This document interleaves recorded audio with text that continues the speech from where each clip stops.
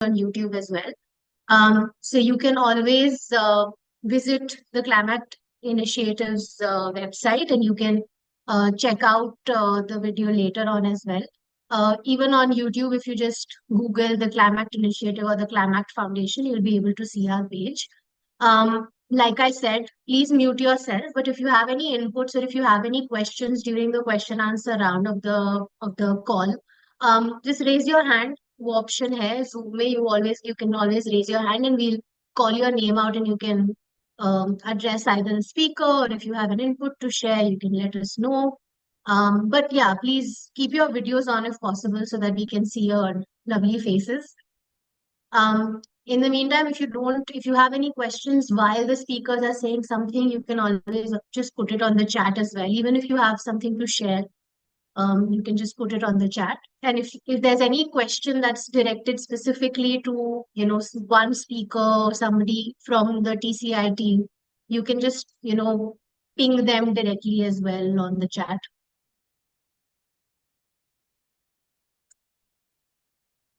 So many people coming from so many diverse places, all the way from Varanasi to Srinagar, Bhubaneswar. Lovely.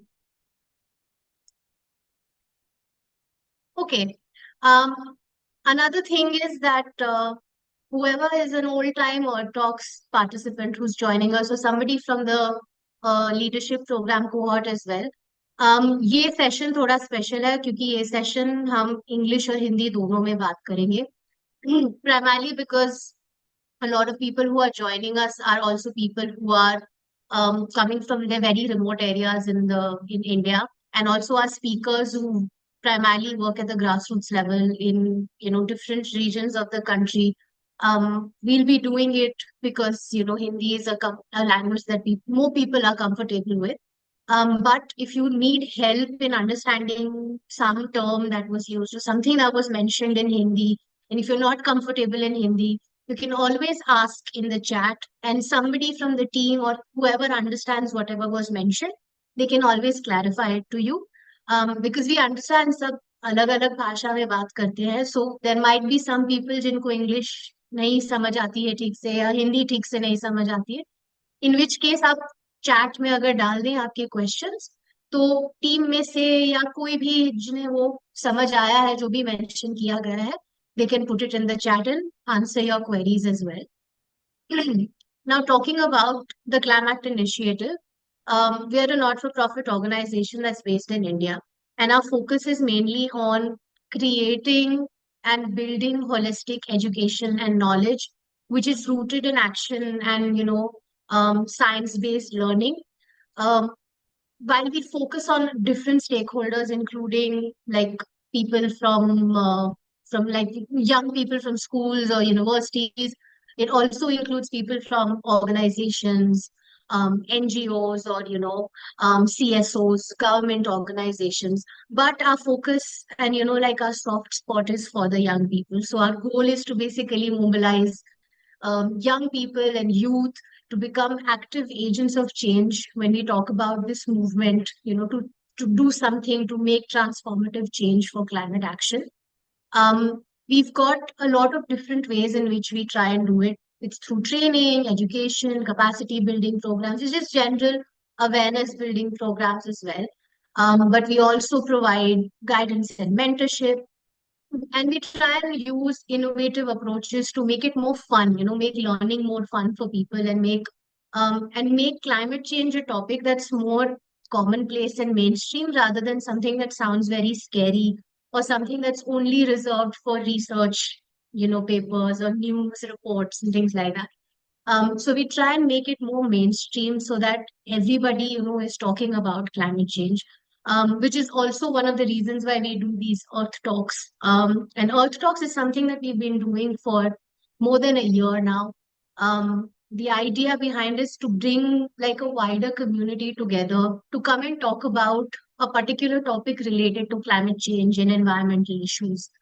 And we've done a lot of successful Earth Talks in the past, but this is the first time that we're doing an Earth Talks with another new program that we started at TCI, called the Climate Leadership Program. So the Climate Leadership Program is like I said, it's a new program that we started. It's like a training cum fellowship program, which is meant for young people between the ages of 18 to 25. And the idea is to provide them with a comprehensive knowledge and skill set, which is related to climate change, but also related to other intersectional topics. So that could include, grassroots level work in climate resilience, or indigenous knowledge and indigenous practices and how they play a role in climate change or climate action. Or talking about, the role of gender and different minority groups and how do they play an active role. And in terms of green skills that can help these young people, there are a lot of other things that we're covering. We're covering how do you talk about climate change? How do you communicate climate change in an effective manner, in a manner that is not too negative, that does not feel very disheartening or scary? How do if you're working in the climate action space, how do you write proposals? How do you write a business pitch to somebody, for whether it's for funding agencies or whether it's for stakeholders? So there are a lot of these different topics, some sub themes and skills that we're trying to build in the young people in the cohort. We've already covered 3 or 4 sessions, and this is the first Earth Talks that we're doing in collaboration with the Climate Leadership Program. And the good thing about the Climate Leadership Program is that it includes young people from across the country. So it's not limited to only people from a particular city or from a particular state. Because it is done virtually, we have participants coming all the way from Jammu and Kashmir right down to Tamil Nadu. And from the east, from Assam, we have people right till, Rajasthan and Maharashtra. So we've got a very diverse set of people. And we're very grateful that we have a lot of support coming in from external organizations. So we've got UNESCO New Delhi, who has partnered with us on this program, along with the POC movement and Youth Ki Awaaz, who've been constantly supporting us throughout the program as well. And the Earth Talks, the reason why it's special is while the climate leadership program is only meant for a few selected participants, 38 to be very, like 39 to be very precise. The Earth Talks that we're doing in collaboration with the Climate Leadership Program, that is open for everybody and anybody, which is why we have so many people joining us for the Earth Talks today. And the idea behind doing these Earth Talks, like I mentioned earlier, was to make the topic of climate change and conversations around climate change more commonplace, make it like a dinner table conversation. We host these talks to have diverse stakeholders come and share their perspectives while we hear, from experts who are, based on, who work specifically on a particular topic. So, for example, today's talk, we're talking specifically about what it actually means to be living with the impacts of climate change. And a lot of times, when we're living in our cities, when we're living inside in our homes, in the comfort of our homes, with the protection of our walls, we don't really understand and associate what climate change impacts are, and how they can actually affect so many people in so many different ways. Which is why we wanted to do this talks where we bring people who are, who come from different parts of the country to come and share their experiences of what it actually means to be, dealing in and out, day and out with the impacts of climate change. And how is it that they, as individuals or as part of a community, how have they managed to adapt and build resilience to these impacts of climate change? So before we kind of jump right into, the discussion part of our own talks, there is a Mentimeter that I can share with you. And I'll hand it over to Aishwarya, who can then run you through the flow of the session that we have planned for you today. And in the meantime, I'll share the details of the Mentimeter in the chat so you can share your inputs, and then I'll project it in some time. Aishwarya, over to you. Thanks, Viveka. Hello, everyone. My name is Aishwarya, and I'm also from the Climax Initiative team. I have been working at TCI for the last 2 years almost, and मैं primarily Earth Talks के program handle करती हूँ. और बहुत खुशी हो रही है आप सबको देख के, आज हमारे चारों speakers को भी देख के. तो शुरू करने से पहले एक छोटी सी एक्टिविटी करेंगे, which for that what you need to do is, chat box में विवेका एक लिंक शेयर करेगी जो आपको मेंटीमीटर एक वेबसाइट है उस पे ले जाएगी. And you can also directly go on menti.com and you can just type the passcode that you see in the chat. So what will happen is you will be taken to a page जहाँ पे एक बहुत ही simple सा question है, which is around what are your experiences, how have you experienced climate change in your life, and we just want you to enter a keyword or two, basically one to two or three keywords that show what has been your experience of living with climate change. And the idea behind this Mentimeter is simply to realize that जैसे विवेका ने भी mention किया, climate change ये कोई ऐसी चीज नहीं है जिसको हम जानते हैं क्योंकि हम न्यूज़पेपर में पढ़ते हैं या क्योंकि हम न्यूज़ रिपोर्ट्स पढ़ते हैं या क्योंकि हम साइंटिफिक रिपोर्ट्स पढ़ते हैं जो हमें एक ग्राफ दिखाता है जो ऊपर जा रहा है. क्लाइमेट चेंज एक बहुत ही एग्जिस्टेंशियल थ्रेट है और ये हमें हमारे एक्सपीरियंसेस से पता चलता है एज मच एज ये हमें न्यूज़पेपर्स और न्यूज़ रिपोर्ट से पता चलता है. और ये हम सबने एक्सपीरियंस किया है और इससे हमने रिलेट किया है, बट बहुत ही अलग अलग तरीकों से. तो बस यही जानने के लिए ये एक्टिविटी हमने प्लान की है. Please log in to the Menti and you can type in your responses. We can maybe pause for a minute here and then we can project सारे रिस्पॉन्सेज जो हमारे पास आ रहे हैं, requesting the team also to participate in the activity and as well as the speakers.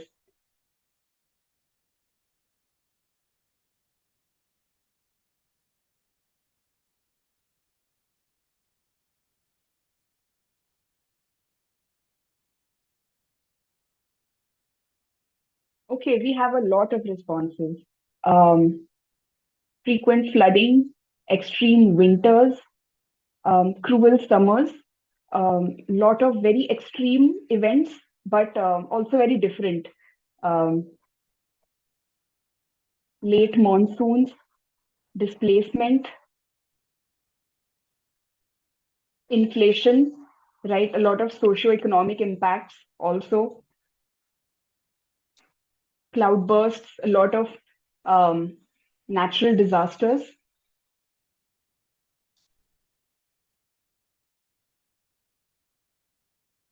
This is great. Thank you so much for responding. And maybe we can just keep on looking at the responses and think about it, on how there are such diverse impacts of this changing climate that we are seeing around us.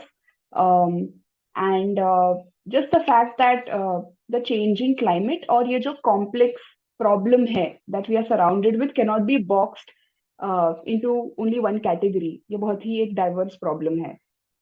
And because of that ये बहुत ही एक complex problem है.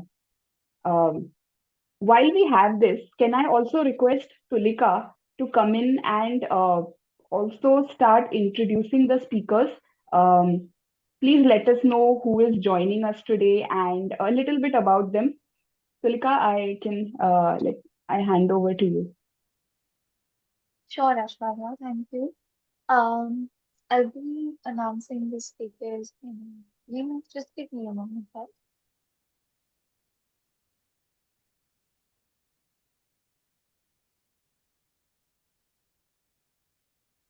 Yeah. So our first speaker is Mr. Stanzin Dotan. From the rugged mountains of Ladakh to the serene banks of Yamuna, Stanzin has mobilized communities through his transformative and inspiring initiatives from an early age.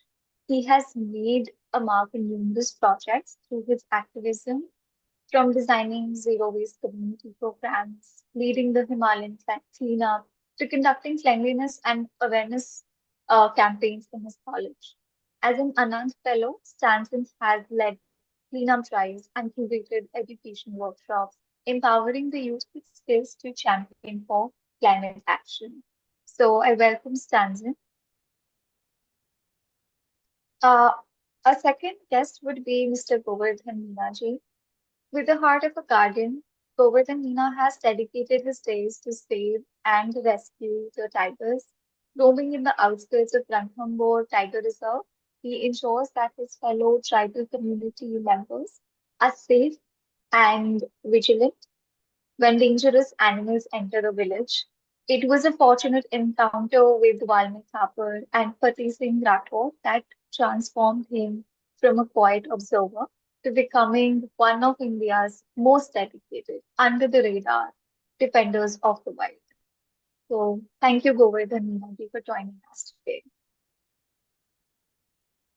Our next guest is Mr. Jadav Payangji, popularly known as the Forest Man of India. He is a living example of how one person can have an extraordinary impact on the environment.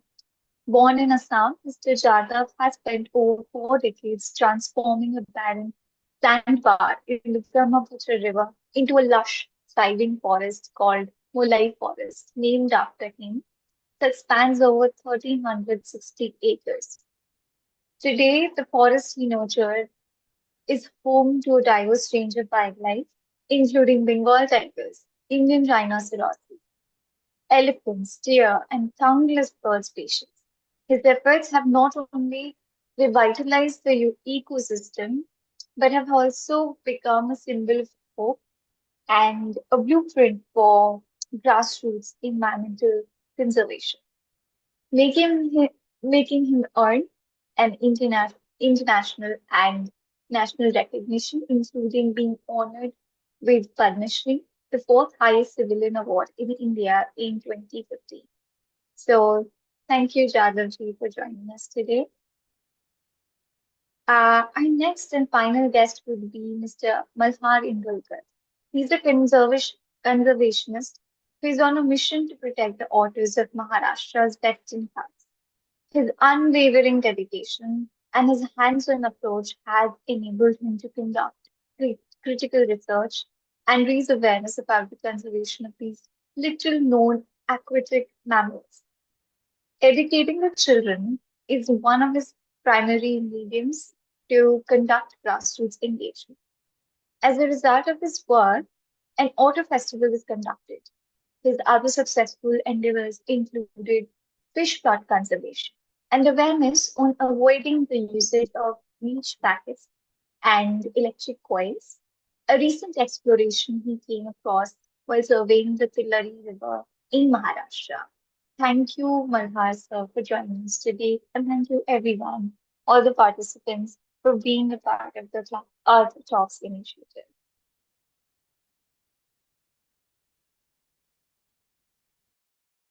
Thank you, Tilika, for introducing the speakers.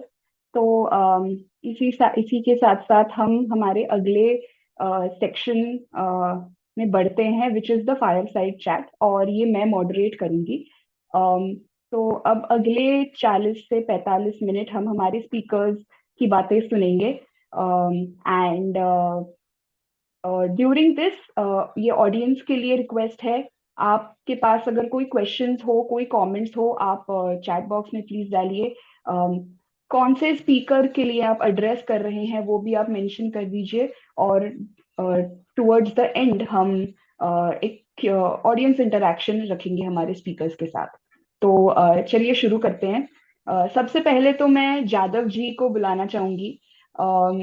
Jadav जी, आप, तुलिका ने हमें बताया, आप forest man of India आपको बुलाया जाता है, और आपने खुद से सिंगल हैंडेडली एक पूरा फॉरेस्ट का निर्माण किया था ब्रह्मपुत्र नदी के किनारे, और 1360 एकड़ का पूरा जमीन था ये.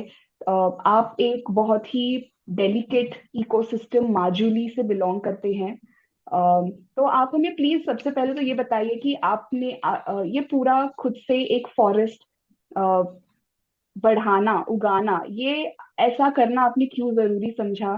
क्या दिक्कतें, क्या समस्याएं थी माजुली में और आसाम के उन भागों में जो आपको ये करने की जरूरत महसूस हुई, और ये सब आपने कैसे किया खुद से?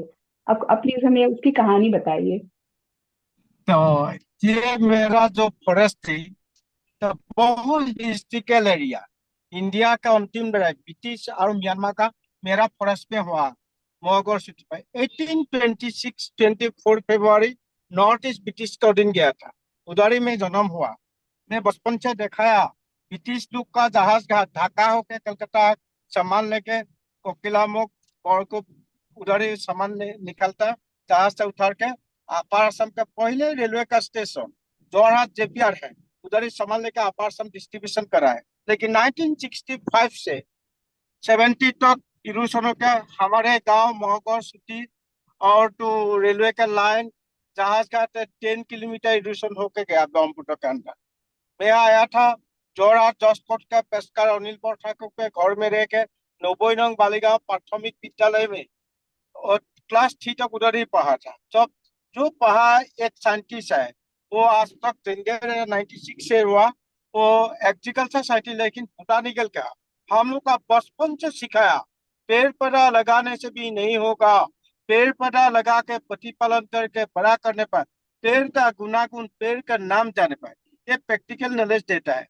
तब उधर हमारे आसाम में तो उधर सुपारी के साथ पाना मिला है, वो पाना दूसरा हाथ में नहीं होता, मेरा हाथ में जल्दी जल्दी होता है।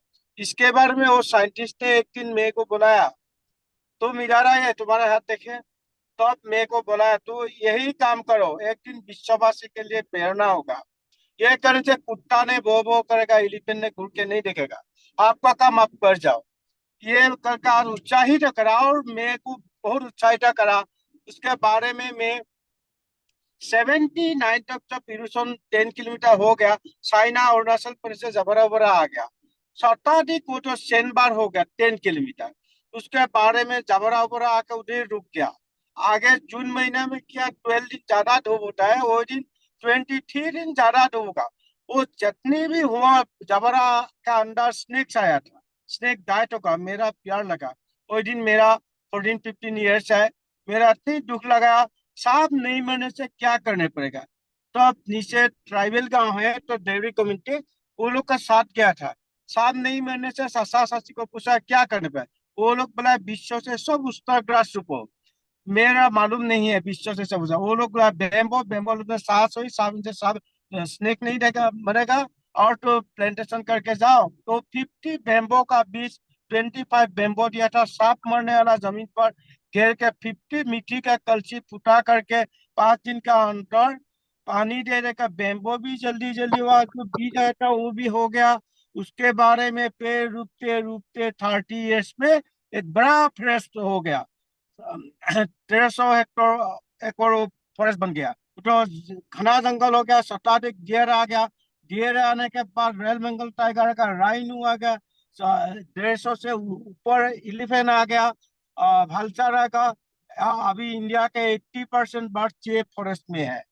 तो अभी यही है। तो आजकल क्या है उसके बारे में मेरे को अब ये पत्रकारों को धन्यवाद ऐसे ही देता है। वो लोग इनवाइट करके वो एक दिन आ गया, वो लोग ये एलिफेंट कहाँ रहता है, तो रहता है उधर कुछ पता नहीं, कुछ है 170 एलिफेंट। तब वो लोग पत्रकार फॉरेस्ट डिपार्टमेंट बुलाया, ये एक आदमी है वो फॉरेस्ट बना उसका साथ देता है, उसका नाम मुला है, निक नेम मुला है। मेरा नाम जादव पाएंगे लेकिन निक नेम वो तो आगे लाल मुला होता है ना, लाल मुला तो सब खा जाता है। मैं तो वही दिन में वो तो इसके बारे में वो टीपू लोग ने ही लगा के मुलाय कटनी बाड़ी बना दिया मेरा फॉरेस्ट था। इसके बाद नाम से साइंटिस्ट लोग ये फॉरेस्ट का नाम मुलाई कथनी बाड़ी बनाया, मुलाई फॉरेस्ट बुलाया है। कि आज तक तो वो तो जालान यूनिवर्सिटी में साइंटिस्टों लोग ने 3 दिन 3 रात हर पेड़ का ऊपर हर जानवर के ऊपर अध्ययन करके मेरे को इंडिया में फर्स्ट मेरे को टाइप फॉरेस्ट में। उसके बाद में एपीजे अब्दुल कलाम सर मेरे को बॉम्बे वो मोड़ में हाथ दे के बुलाया, विश्व से सब अच्छी काम आप पड़ा है। इसके बारे में आपको 60 kg डायमंड से और 2.5 लाख रुपया चेक देता है। विश्ववासी के लिए कर्ज आपका subject and school and college university बड़ा बड़ा मीटिंग में मौत चाहिए। ये नहीं इंडिया में इन्वाइट करेगा जाने पाएगा ऐसे ही नहीं, ऑल ओवर वर्ल्ड जब इन्वाइट कर जाना। मैं 3 दिन के बाद इवेंट ग्लोबल पेरिस पेरिस में यही होता है। 195 देशों के एनवायरमेंटल साइंटिस्ट वो लोग आया था। वो लोग आज समस्त विश्ववासी की धरती बचाने में पेड़ ने बचा, नहीं तो कोई नहीं बचाएगा। समस्त विश्ववासी ने ध्वंस करा, एक आदमी सृष्टि करने के लिए मेरे को विश्व के बुक के अंदर और में एक पेड़ा लगाने के लिए इन्वाइट करा है। जब पढ़ा बैठा दिया, जितने भी धर्म का लोग है थोड़ा थोड़ा मिट्टी दी के अपन अपन धर्म में कोई विलाप करा है, कोई गेंद देता है, इसी विलाप। तब इतनी बारिश आ गया, बारिश आने के टाइम मेरा बहुत मन में अच्छा लगा। किसके लिए? आज तक विश्ववासी अवेयरनेस हुआ था। वही दिन से मैं इंडिया में आ गया, फ्रांस से रिटर्न बैक इंडिया। इंडिया आके देखा, हर स्कूल कॉलेज यूनिवर्सिटी में जाके दिखाया। 1972 में स्वीडन के इस्तेमाल 113 देशों ने वही दिन में घुटना क्लाइमेट चेंज। इंडिया में 1973 में बुक में है। 1974 से 5 जून विश्व परिवेश दिवस पालन करा है। हर इंडिया का स्कूल कॉलेज यूनिवर्सिटी में गया था, एक के गाता पर विश्व परिवेश दिवस पालन का एको भी पेड़ नहीं है। ना इंडिया के एजुकेशन सिस्टम है, इससे ही नहीं है। बड़ा लोग पेड़ कटा है, बच्चों लोग को पेड़ उखाड़ के जन्म वो दिन से नहीं उखाड़ने से भी जो अपने क्लाइमेट चेंज नहीं होता है।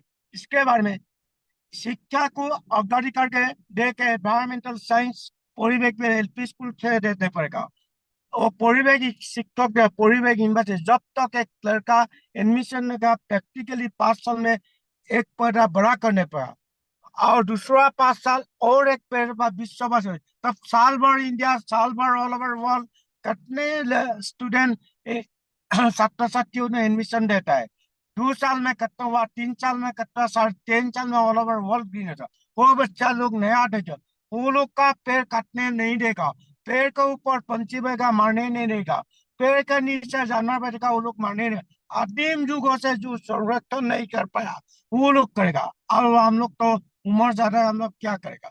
वो लोग का ऊपर में ध्यान देता है। इसके बारे में all over world 800 crore people का बच्चों लोग मेरा बेटा है। मेरा फॉरेस्ट में जितने भी बोटानिकल का प्रोफेसर आ रहा है, साइंटिस्ट लोग आ रहा है, वो थियोरिकल पेड़ का नाम जाना है, पेड़ सीना नहीं है। हम लोग का बच्चों लोग का कितने गलती से हम लोग शिक्षा देते हैं, ये तो बहुत गलती है। इसके बारे में ये आजकल आ रहा है, राष्ट्रीय शिक्षा नीति में है प्रैक्टिकल नॉलेज। वो तो 24 डेज लाएगा। वो 24 डेज के बाद जब तक वो बच्चों लोग जब एडुकेशन और भारतीय सामूहिक प्रशासन में आ जाएगा, वो लोग ऑल ओवर वर्ल्ड को नेतृत्व देने का। वो इंडिया में आ रहा है, प्राउड ऑफ इंडिया। 140 करोड़ का पीपुल का आशीर्वाद है। ग्रीन इंडिया करने मेरा काम है, ग्रीन वर्ल्ड करने वाला मेरा काम है। वो बच्चों लोग के साथ रहेगा, जितने दिन जिंदे रहेगा स्टूडेंट के साथ या भारतीय प्रशासन के साथ रहे। ग्रीन इंडिया करने मेरा यही काम है, इसके लिए कर रहा हूँ। धन्यवाद। धन्यवाद, धन्यवाद जादव जी। आप हम सबके लिए बहुत ही इंस्पिरेशनल फिगर हो। और ऑडियंस के लिए मैं बहुत ही एक ब्रीफ में समराइज कर लूंगी जादव जी ने जो बताया, जिनको हिंदी में समझने में दिक्कत होती है। सो जादव जी has just shared his experience of planting an entire forest on the sandbars of Brahmaputra River, and it was a 30 long year struggle, and something that the government and a lot of departments today don't, the kind of efforts that the government does not take today.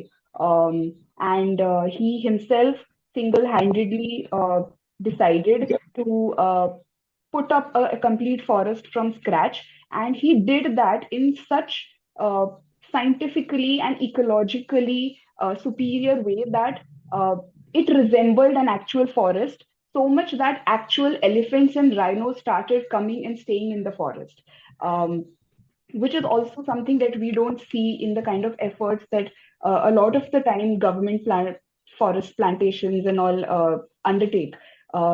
Since then, his life has inevitably changed a lot. He was felicitated with the Padma Shri, and he had a meeting with our ex-president Abdul Kalam ji, and he since then has been receiving a lot of recognition, yes, but also a lot of support to carry on with his work. He places a lot of faith in the young people. And he also shared that his ultimate motive is to create a green India. Uh, एक और बार जादव जी बहुत बहुत शुक्रिया, हम आपके पास दोबारा आएंगे, but अब हम मुड़ते हैं हमारे दूसरे स्पीकर की तरफ, स्टैंजन।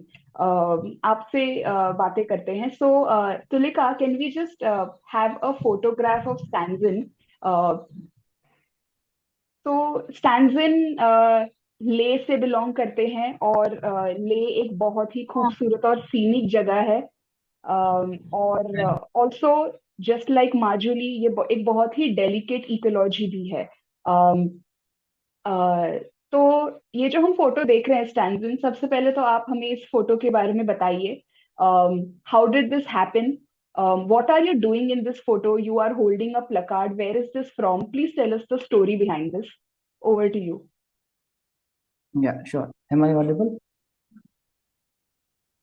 Yes, we can hear you. Yeah. सबको नमस्कार. Hello everyone. So this is the photo that one of my friend took when I was standing with this signboard.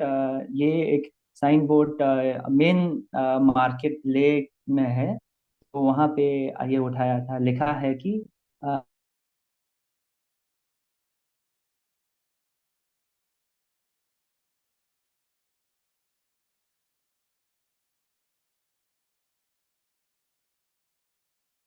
Stanzan, are you there?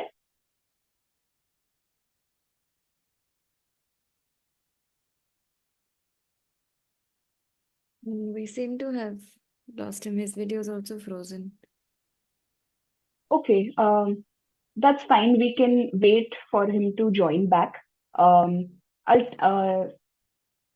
Meanwhile, हम गोवर्धन जी आपसे बात करते हैं जब तक स्टैंजन लौटते नहीं। तो गोवर्धन जी, आप रणथंभौर राजस्थान से हैं, और रणथंभौर हम सब जानते हैं वहाँ पे एक बहुत ही बड़ा टाइगर रिजर्व है, एक नेशनल पार्क है। तो आपसे हम रणथंभौर के बारे में सुनना चाहेंगे, पर उसके पहले एक वीडियो है जो मैं तुलिका से रिक्वेस्ट करूंगी कि प्लीज प्ले करे। ये वीडियो एक्चुअली काफी बड़ी है, और ये यूट्यूब पे अवेलेबल है, तो इसके अब हम 2 से 2.5 मिनट देखेंगे, और फिर हम इसके लिंक शेयर कर देंगे चैट बॉक्स में, ताकि ऑडियंस ये वीडियो बाद में विस्तार से पूरी देखे। तो I request Tulika to just play the video.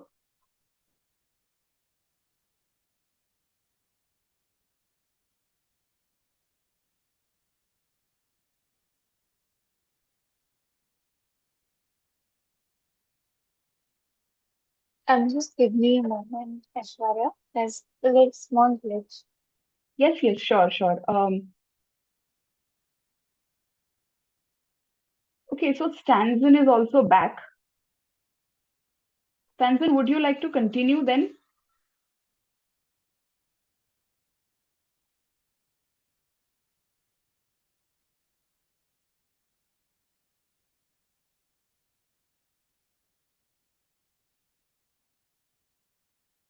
Okay, no worries. am I Yes, hi, Stanzan. so sorry. The Wi-Fi got shunned.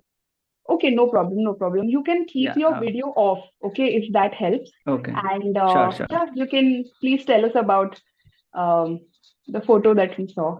Go ahead. Yeah. Sorry for the inconvenience, everyone. So ये photo main market में था, लद्दाख में। लिखा था we belong to the mountains, the mountain do not belong to us.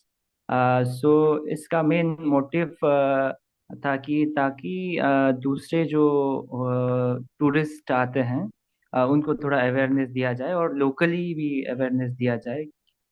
तो main ये motive था, ये मोटिव से मैंने किया था। Yes. Okay Stanzin, thank you so much. तो मतलब बिल्कुल ले जिस तरह टूरिज्म का प्रॉब्लम तो नहीं कह सकते, टूरिज्म जिस तरह वहां पे एक्सपोनेंशियली बढ़ती गई है कुछ ही सालों से, मतलब आई थिंक 10 साल ही कुछ हुए होंगे, कि बहुत ही एक पॉपुलर डेस्टिनेशन बन गई है, और हम सबके बकेट लिस्ट में कोई जगह जो सबसे टॉप में होती है तो वो ले ही होती है। एंड काफी लोग वहाँ पे बहुत अलग अलग एक्सपीरियंस के लिए जाते हैं। स्पिरिचुअल रीजंस है, रिलीजियस रीजंस है, साइंटिफिक रीजंस, एडवेंचर। तो टूरिज्म इंडस्ट्री के बारे में अगर आप हमें बताइए, वहाँ पे टूरिज्म इंडस्ट्री का कैसे इम्पैक्ट हुआ है, मतलब as someone like you who, आप उस रीजन से हो, आपने बचपन से एक चेंज देखा होगा। तो आप आपके नजरिए से आप हमें प्लीज बताइए कि इसका क्या इम्पैक्ट होता है। पॉजिटिव नेगेटिव आप सब बता राइट। सकते हैं। जी, तो लाइक यू जस्ट सेड कि 10 सालों में रैपिड इंक्रीज हुआ है।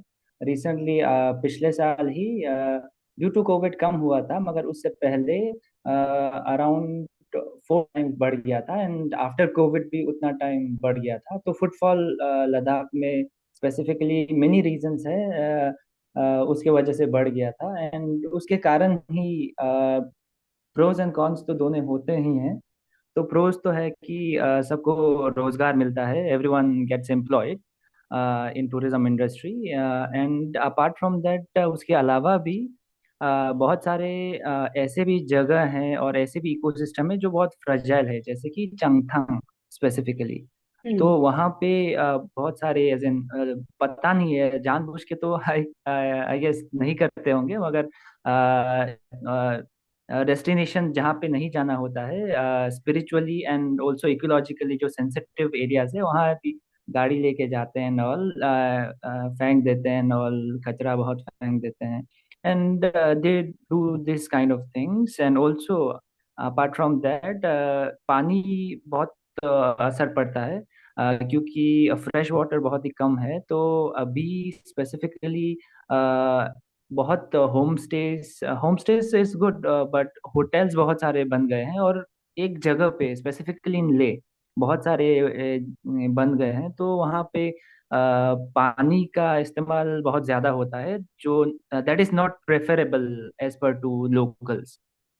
We use dry toilet. So now अभी क्या हुआ है कि अभी वो ज्यादा चलन में आया है, most of the people prefer that, so उस पर ज्यादा इम्पैक्ट पड़ा है। एंड और सीवेज सिस्टम पहले उतना अच्छा नहीं था, and there were some cases जहाँ पे सीवेज वाटर बह गया था, specifically in I would call it स्कल्जा लिंक करके एक जगह पे है, जो नियर एयरपोर्ट एंड अराउंड। तो वहाँ पे सीवेज का इश्यूज हुआ था एंड ऑल। तो ये सब इश्यूज हैं। और वन मोर इशू की ग्लेशियर के आसपास रोड भी है, नुब्रा जाते हैं। इफ अगर किसी को पता होगा, Nubra is a destination place. So वहाँ से बहुत डीजल गाड़ियाँ जाते हैं, तो वहाँ पे पूरा ब्लैक कोटिंग हो जाता है ग्लेशियर के ऊपर, उसकी वजह से पूरा ग्लेशियर मेल्ट हो जाता है at a very high pace. तो ये सब इश्यूज है, and due to that flash floods, Glof glacier lake outburst floods, ये अभी comparatively frequent हुए हैं in a nutshell।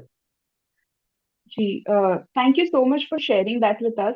और जी। ऑडियंस के लिए जस्ट टू क्विकली समराइज, तो Stanzin just told us about how tourism industry has had definitely some positive impacts on the economy there. It has certainly given a lot of job opportunities to the local people. Tourism is a high revenue creating endeavor. But then at the same time, there's been a lot of stress on the existing infrastructure and a lot of resources. जैसे sewage infrastructure जो है, water resources. ले is a cold desert. It falls in the rain shadow region. There's a very limited supply of water that comes from the glacier melt, and the amount of tourists that are flooding the region every year, that has certainly put in a lot of stress on the water availability for the locals. And also, apart from that, there's a certain cultural sanctity associated with specific places, a certain religious connection. So, a lot of the times, tourists don't follow those uh, rules and regulations as they should. So, Stanton, what is your aim? आप जो अभी आप एक अनंत fellow हैं और आप जी गांधीनगर में, if I am not wrong, आपकी फेलोशिप परस्यू कर रहे हैं। उसके साथ ही साथ आप कई सारे प्रोजेक्ट्स में हो। आपने बताया आप जो नेशनल यूथ कंसोर्टियम है, again correct me if I am wrong, उसका हिस्सा है। तो what are your aims for that? And एक टूरिज्म इंडस्ट्री है ले में, उसको कैसे सस्टेनेबल बनाया जा सकता है और कैसे स्टेप्स अभी लिए जा रहे हैं? राइट। तो हाँ, मेरा स्पेसिफिक ऐसा अभी एम है कि अभी एक जैसे आपने बोला Anant fellowship, that is not in Gandhinagar, that is in Ahmedabad Gujarat. Okay, तो सॉरी। वो है। हाँ, no worries no worries. And दूसरा एक है national youth for climate consortium, that is by UNICEF Yuva. So after Anand fellowship I am pursuing right now that one. So वो दोनों मिला के एक इंटरपर्सनल इंटरडिसिप्लिनरी एक कोर्स है आनंद फेलोशिप, जहाँ पे बहुत सारे छोटी छोटी कोर्सेज किए जाते हैं, including sustainability and built environment. तो उससे प्रोफेशनली काफ़ी बिल्डअप हुआ है। And national youth climate consortium से somehow I'm aiming to develop first to research की बच्चों में कितना क्लाइमेट, क्योंकि जैसे टूरिस्ट तो आएंगे 2-3 महीने रहेंगे and they will go back and they don't have much to give back, और दे डोंट हैव मच उतना रिस्पॉन्सिबिलिटी उतना नहीं लेते हैं, होता नहीं, क्योंकि they do not belong to that particular place. So what I'm trying to do is first research that how much the student itself knows about climate change in terms of education wise. Are this CBSE and NCERT books, do they teach them, or apart from CBSE or NCERT, do they know from, if they know, perception first, awareness first of all, if they are aware, like how, from these textbooks or from grandparents or maybe from community, if that is there, and what is their perception then after awareness, what is the perception, it is real or it is just fake and stuff like that. And after that, how are they contributing or how are they doing some actions, वो क्या कर रहे हैं basically, अगर कोई किसी जगह पे फ्लड आया तो वो कैसे उसको मिटिगेट करने के लिए कुछ स्टेप्स ले रहे हैं. And then after that, I want to develop some sort of specific intervention in relation to curriculum, in relation to building up a small, I would say, climate forum for Ladakh and later for Himalayas and all.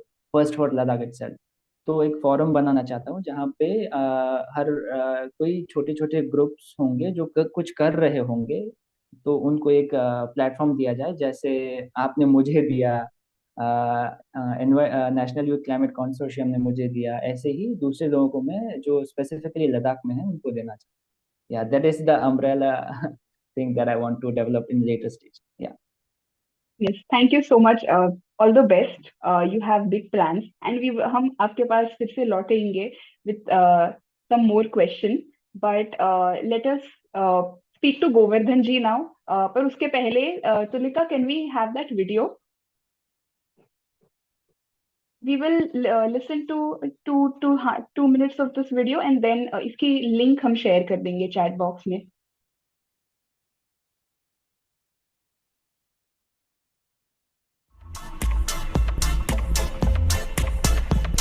कोयल को रंगी रे,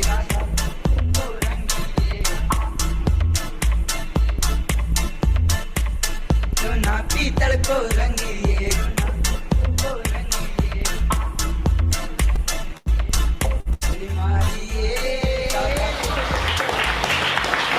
गोवर्धन जी मुझे अच्छे लगते हैं क्योंकि वो हमेशा हमें जंगल में ले जाते हैं और वहाँ पर पेड़ पौधों के बारे में और जानवरों के बारे में बताते हैं. वो हमें सिखाते हैं कि एक तो प्लास्टिक का यूज़ कम किया करो, उसकी सफाई का ध्यान रखा करो, जंगलों में जो लकड़ी काटने जाते हैं उन्हें जागरूक करो जाकि वो लकड़ी नहीं काटे, और जो टाइगर्स का इनको शिकार करते हैं उन्हें रोको. गोवर्धन सर जी बहुत अच्छे थे, उन्होंने हमारे लिए स्कूल मनवाया. माधोपुर का जंगल माई बिल्कुल टले आ गयो रे, का आवासु माधोपुर सारा देश में छा गयो रे, सारा देश में छा गयो. अरे रे अरे रे अरे रे अरे रे अरे रे अरे रे उका जब मैं कक्षा 5 में पढ़ता था, जब मैं गांव के स्कूल में था, तो मैं स्कूल में पढ़ाई करता था, तो नितिन पांडे सर आए थे, उनके साथ मैं जंगल गया था। और जंगल में जाके मैंने पहली बार मेरे जीवन में राजबाग में जाके टाइगर देखा।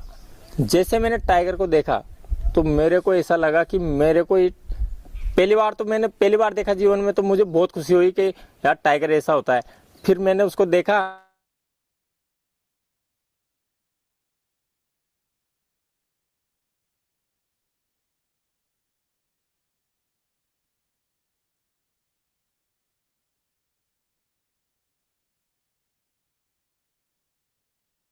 सेंचुरी एशिया आया और सेंचुरी एशिया के माध्यम से किड्स फॉर टाइगर का काम मुझे दिया गया। तो मैंने स्कूल में जाके फिल्म स्क्रीनिंग के माध्यम से, नुक्कड़ नाटक के माध्यम से और रैली निकालना गांव-गांव में, और कई वन्य जीवों पर कई प्रतियोगिता करवाना, ऐसे मैंने प्रोग्राम करके बच्चों के साथ काम स्टार्ट किया और ये काम मैं करता आ रहा हूँ। जैसे Govardhan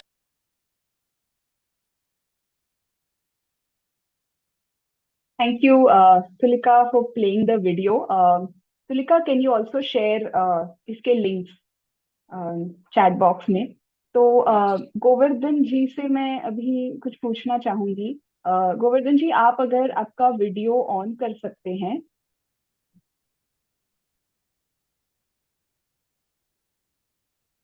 okay, thank you. Okay, तो गोवर्धन जी, आप रणथंभौर से हैं, और इस वीडियो में अब हमने देखा तो दो चीजें बहुत ही स्टार्कली ऑब्जर्व की। एक तो छोटे बच्चे और एक टाइगर। तो ऐसा लग रहा है कि आपके दो ऑब्जेक्टिव्स हैं।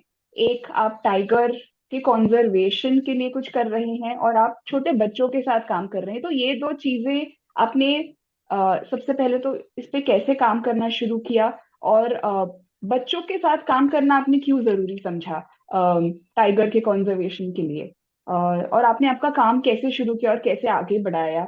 आप अगर इसके बारे में भी बताएंगे।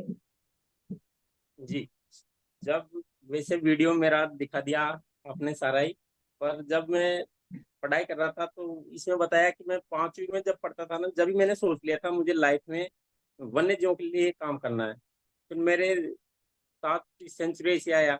सेंचुरी एशिया के माध्यम से मैंने पहले तो गांव में जब टाइगर आता था या कोई भी जानवर आता था तो उसकी सूचना कोई फॉरेस्ट डिपार्टमेंट को नहीं देता था। और यहाँ पे पोचर्स बहुत होते थे आसपास मोगिया जाति के, तो वो उनको जानवरों को मार देते थे। एक बार एक पास में गांव था, वहां पे एक हाइने को मार दिया था। तो मैं जाके देखा और मुझे पता चला कि ये वन्य जीवी है। मैं भी नहीं जानता था कि ये हाइना में जब छोटा था। तो मैं वहां से सीधा फॉरेस्ट डिपार्टमेंट गया। मैं फतेह सिंह जी से जाके मिला। मन के सर, हमारे गांव के पास एक खेत में एक वन्य जीव को मार दिया। तो उन्होंने कहा चलो हमारे साथ में, चलता हूँ। वो मेरे साथ वहां गए, रेंजर साहब साथ में गए। जब उस जानवर को देखा कि ये आईना है, फिर उन्होंने कहा किसने मारा? मैंने कहा सर ये मुझे पता नहीं किसने मारा। तो उस आईने को गाड़ी में रख के ऑफिस में ले आए यहाँ पे। उसके बाद गांव में मैं रह गया। गांव वालों ने कहा कि तुम ये बहुत गलत कर रहे हो, इस गांव को निकालोगे तुम यहाँ से, ये सूचना क्यों देते हो? फिर मैंने कहा नहीं, मैंने कि इन वन्य जीवों को बचाने का मेरा एक दायित्व है और आपका भी कर्तव्य बनता है इनको बचाने का। तो गांव वालों ने मुझे डराया धमकाया। फिर मैं उनकी बात नहीं माना, मैं सीधा पुलिस डिपार्टमेंट आ गया। सर मुझे धमका रहे गांव वाले। कि नहीं बेटा, कोई नहीं धमकाएगा, आप ऐसे काम करते रहना, 2 दिन हमारे पास रुक जाओ यहाँ। मैं 2 दिन यहाँ रुका पुलिस डिपार्टमेंट में। मैं वापस गाँव गया, गाँव वाले सब भूल गए उस बात को। फिर मैं धीरे धीरे फिर मैंने सोचा कि अब क्या करना चाहिए मुझे लाइफ में। फिर मैंने डिपार्टमेंट के साथ जो काम किया, उसके बाद फिर किड्स टाइगर का ये काम मुझे बिट्टू सर ने दिया। तो मैंने बच्चों के साथ काम करना स्टार्ट किया, क्योंकि मैंने क्या, अगर बच्चे में समझ आएगी तो ये इनके घर वालों को समझाएंगे। तो बच्चों को समझाना मैंने बहुत जरूरी समझा। तो उस माध्यम से, बच्चों के माध्यम से घर वालों को समझाना बहुत ही आसान था। तो मुझे जीवन में इतनी बड़ी खुशी हुई कि एक लड़की थी एक गांव में, उसके माँ बाप जंगल में पेड़ काटने जा रहे थे लकड़ी लेने के लिए, जलाने के लिए। तो लड़की ने उसकी कुल्हाड़ी और जो रस्सी होती है उसको छीन लिया कि आप जंगल में बाद में जाओगे, पहले मुझे काटो, उसके बाद आप पेड़ काटोगे। तो उस दिन मुझे पता चला कि मेरे काम का इतना असर पड़ा है कि इन बच्चों ने, तो उनके घर वाले मुझे बुला के बोले कि तुमने ऐसे हमारे बच्चों को क्या सिखा रहे हो। ये तो इस तरीके से मेरा बच्चों के साथ काम करना बहुत जरूरी समझा मैंने, और ये काम मैं अभी कर रहा हूँ। गांव गांव में मैं जाता हूँ, तो गांव लड़कों बच्चों को ही तैयार करता हूँ, उसमें नुक्कड़ नाटक के माध्यम से गांव गांव में रैली निकालना, गांव गांव में वृक्षारोपण कार्यक्रम चलाना, फिल्म रात में जाके उनको फिल्म दिखाना, ये मेरे प्रोग्राम चलते रहते हैं। तो इस माध्यम से मैं इन रणथंभौर परिक्षेत्र में जो भी गांव है उन गांव में चलता रहता है मेरा ये प्रोग्राम। तो ये मैंने सोचा कि बच्चों के साथ ही काम करना चाहिए फर्स्ट में, तो बाद में फिर बड़ों के साथ, तो मैं बड़ों के साथ भी काम कर रहा हूँ। तो जैसे महिलाओं को सिलाई के माध्यम से उनको जोड़ना कि भाई आप सिलाई सीखो, आपको रोजगार भी मिलेगा। तो यहाँ पे एक दस्तकार केंद्र है, वहाँ पे उनको मैंने जुड़वाया, वहाँ पे वो महिलाएं काम कर रही है आज। तो इस माध्यम से वन और वन्य जीवों को बचाने का मेरा एक दायित्व है, और मैं बचाता रहूंगा जीवन। जी, थैंक यू सो मच हमारे साथ ये शेयर करने के लिए। और ऑडियंस के लिए मैं बहुत ही क्विकली समराइज कर दूंगी। तो Govardhan ji, who is from the Ranthambore forest, he from a very young age decided that he wants to work on a very unique topic, which is the issue of human wildlife conflict in his community. He and the motivation came from his own observation that a lot of the times villages don't coexist in harmony with the local animals, and he realized that this is something that needs to be changed. And uh, it is not always easy to convince your community members to bring about a certain change in their behavior. So he also faced a lot of challenges in speaking to the elders. And the solution to this was that he started targeting the young people. It is the small children that we saw in the video that he works with. And that's the way that he took to bring about the change. It is the small children who went back home and spoke to their parents. And that has probably created a bigger impact than he himself trying to change the elders who are too rigid sometimes in their outlook. So Govardhan जी, आपके पास हम दोबारा लौटेंगे। अब हम चलते हैं मल्हार के पास, who is the final speaker. So Malhar is from Sindhudurg, which is in the Konkan region of Maharashtra, and he is also a conservationist. But from the conversations जो मेरे मल्हार के साथ हुए हैं, it feels like he has a lot of feathers in his hat, and conservation work is just one part of it. And Malhar का काम एक बहुत ही अनोखे एनिमल पे है, जो मतलब मुझे बहुत ही लेट समझ आया. You find the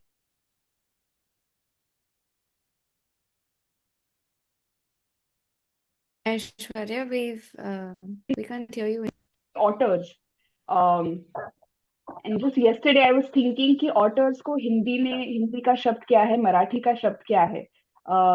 So let us quickly watch a small video that Malhar has shared with us. Tulika, I request you to play it, and then Malhar, you can tell us why otters, why otters का और एक नदी के health का संबंध क्या है, और आपका काम कंजर्वेशन में किस प्रकार से होता है, आप हमें बता सकते हैं. उसके पहले हम वीडियो देखते हैं.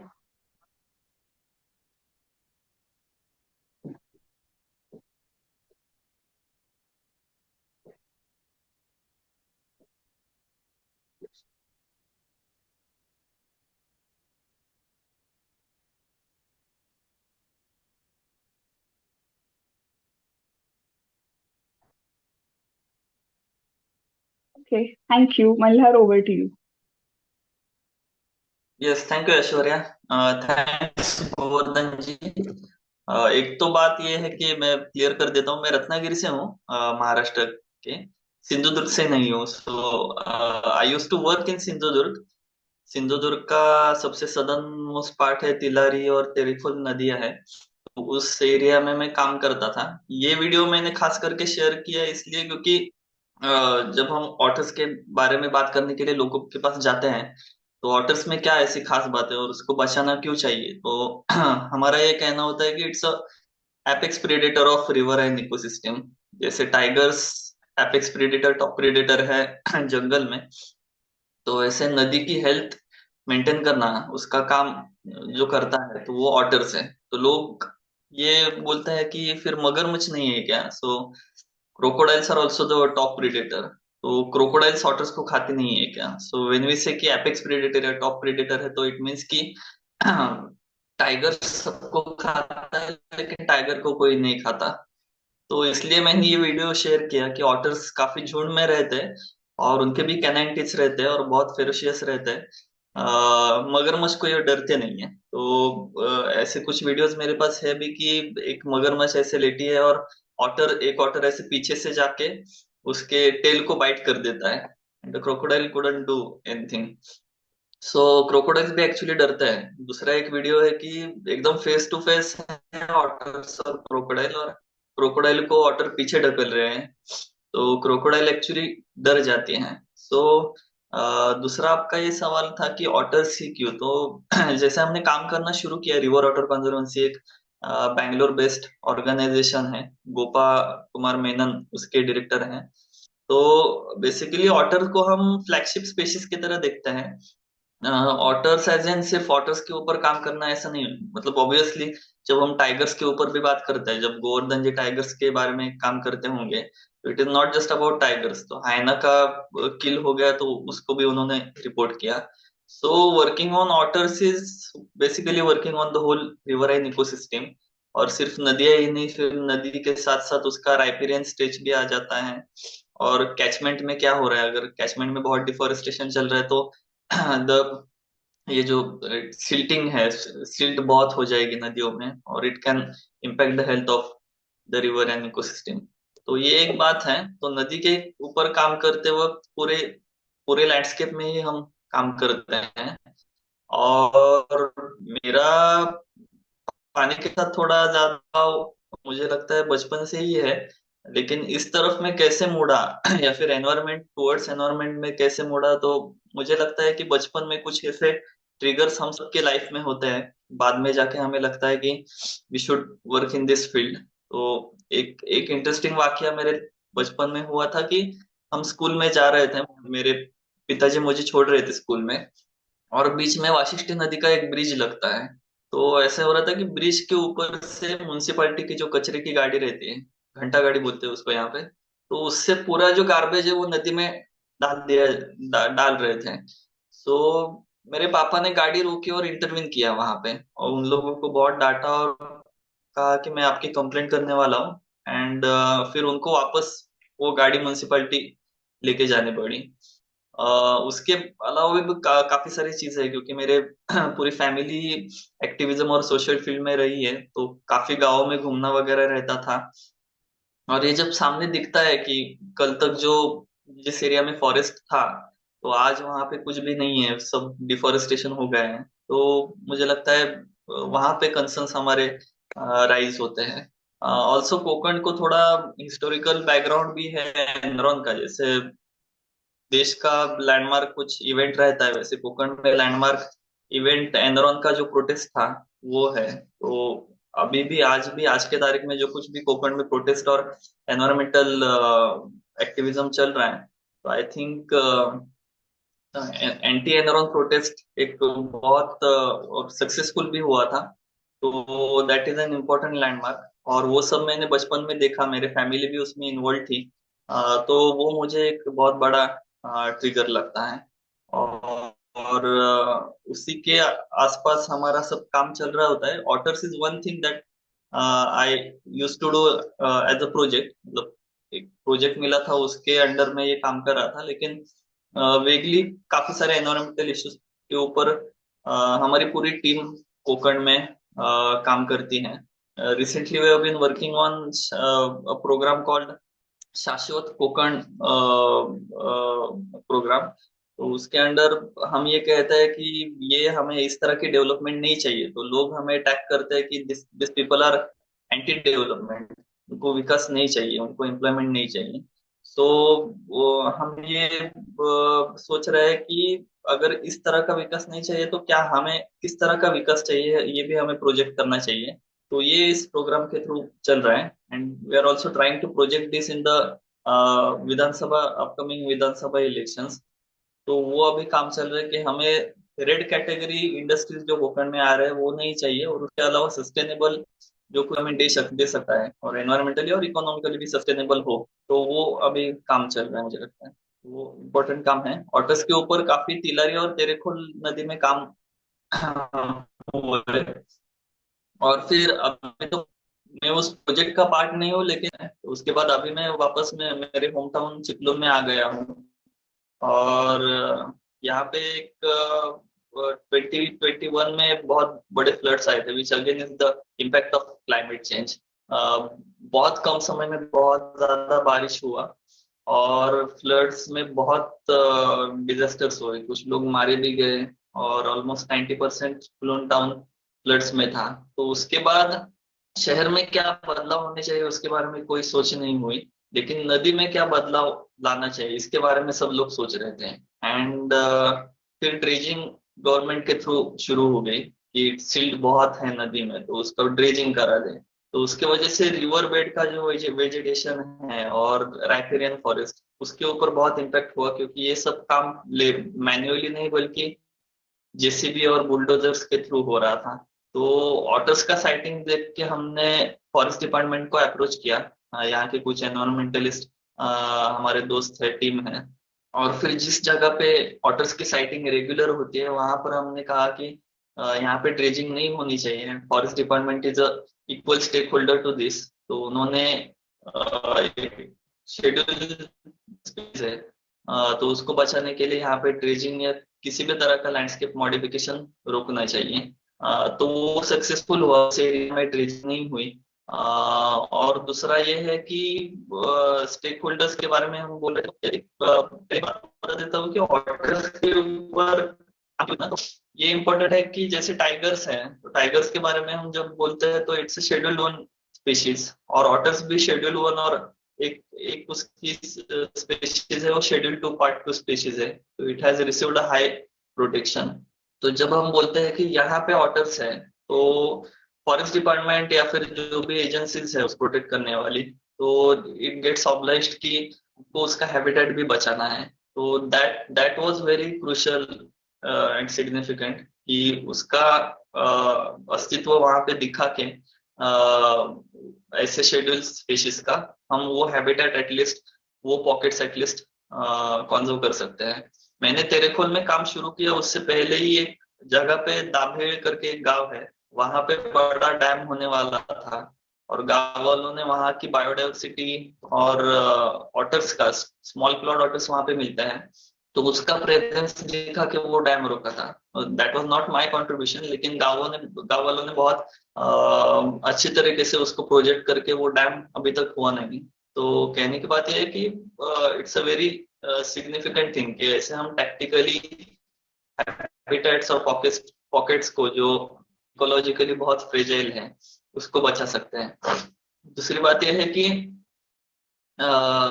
जैसे ड्रेजिंग यहाँ पे चल रही थी पोस्ट फ्लड्स चिपलून में, तो उसमें एक बांधन था। सो बांधन एक बहुत ही इंजीनियस टेक्निक रहती है फिशिंग की, जो कातकरी यहाँ की एक प्रिमिटिव ट्राइब है, तो वो लोग प्रैक्टिस करते हैं, वो कम्युनिटी, और उसमें काफी रिगरस वर्क भी है। एक बांधन पूरे साल में it looks like a dam on a river, a very small bird kind of thing, but it is not actually a dam. तो डैमिंग पे होता नहीं है, स्लोप पे ही एक पोटमाड़ उसको कहते हैं, तो उस तरीके का स्ट्रक्चर तैयार किया जाता है, और उसके नीचे बास्केट्स लगाए जाते हैं जिसमें बाम्बू लगा के वैक्यूम तैयार करके फिश आ जाती है। तो इट्स अ वेरी इंजीनियस और थोड़ा एक्सपेंसिव भी है। और जब ड्रेजिंग हो रहा था तो ये जेसीबी ने सब बांधन तोड़ दिए थे उस जगह के, तो उसके खिलाफ हमने कम्युनिटी ने मिलकर एक सत्याग्रह किया था। तो Sanctuary Asia Sanctuary Foundation was also a part of it. तो मेरा उस वक्त फॉरेस्ट के ऊपर काम चल रहा था, तो वो दिखा के कि उसका इकोनॉमिक ये कितना है, मतलब एक बांधन से कितना फिश भी मिलता है, और it's a major source of protein to primitive tribe, और ऑल्सो उसके ऊपर एक इकोनॉमी डिपेंडेंट है। वो दिखा के हमने जहां पर बांधन है वहां पे ड्रेजिंग रोक दी थी, तो उसका मैपिंग भी करके हमने दिखाया था कि इस पॉकेट्स में बांधन है।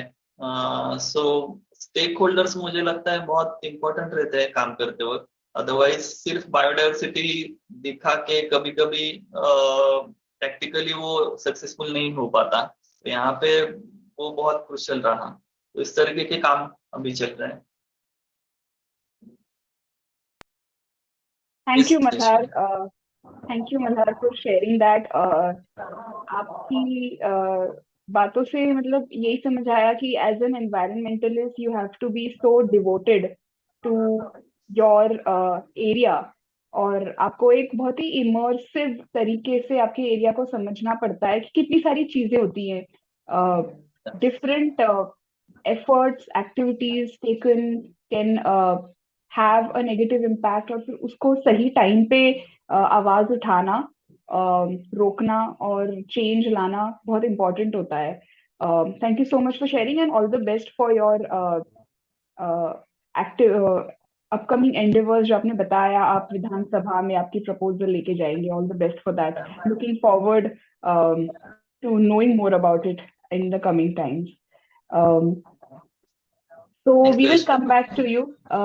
We will come back to you, Malhar.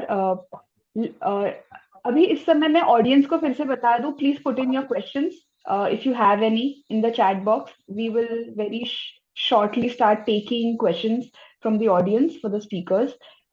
एक जादव जी का वीडियो है हमारे पास, उसे हम अभी देखते हैं, और can we have that video, Tulika? And then we can talk to Jadav ji.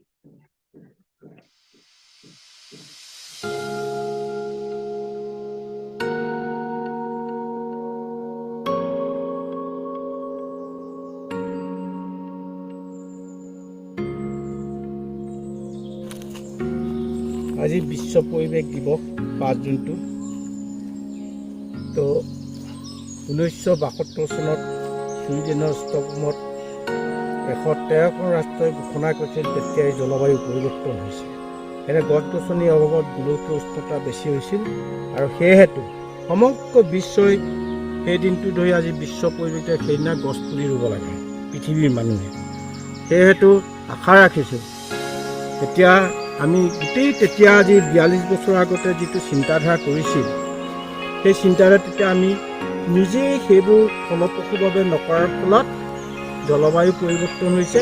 সেয়েহেতু বিশ্ব পৰিৱেশৰ দিনা এই বছৰটো 2023 চনতো গধুৰ সংকটময় অৱস্থাত বিশ্বৰ 800 কোটি মানুহে নিজে এজোপাকৈ পুলি ৰুই সমগ্ৰ পৃথিৱীখনক সেউজীকৰণ কৰা প্ৰত্যেকজন ব্যক্তিৰ কৰ্তব্য। আশা ৰাখিছোঁ বিশ্ববাসীয়ে কৰিব, আকৌ নতুন পৃথিৱীখন আকৌ ঘূৰাই অনা, সেউজীয়া পৃথিৱীখন সেউজীয়া কৰিয়ে থাকক বুলি মই সকলোকে আহ্বান জনাইছোঁ।